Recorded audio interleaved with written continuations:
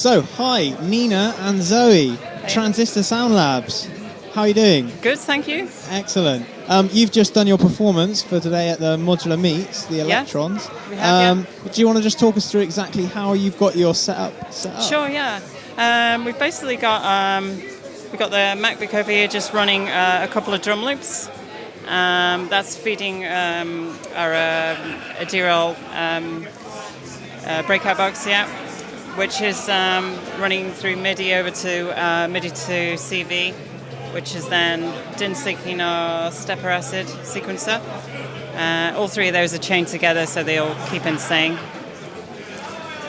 Each stepper acid is driving a different patch on the modular. So the first one's driving like a 303 style patch, but going through distortion effects so that when the accent hits, it really howls. The second step is going through another 303. And the third is going through a custom patch down here, which was doing the sort of high, more sort of paddy-like sort of sounds that were in the mix. And that's pretty much it. So it's 3 parts on the modular, drum loop on the computer, and a couple of soft synths running a piano and a synth strings part as well. So is this, how many gigs have you done like this? This is the first one we've done like this. The very first, wow. Yeah, so it went about as, I mean, there's a few little hiccups in the middle, but I think it went quite well considering this is the first time we tested this setup and the first time we've done it in front of an audience. So. Not too bad for a first go, I think. My favourite part was when we were arguing about whether, when we stopped it, whether to go into the next pattern or not. I'm like, Nina, we wrote the software, we know whether it does that or not. We made this thing.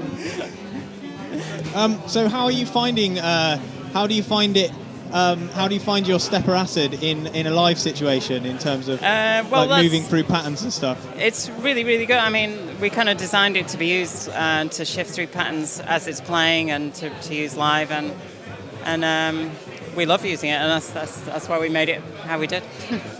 So is that kind of why you decided to do this live performance today? Because you wanted to show off your module? I guess that's one of the reasons, yeah. But also very nicely. We were asked very nicely. But so partly to show it off and partly just to, play some of our music live for the first time, I suppose.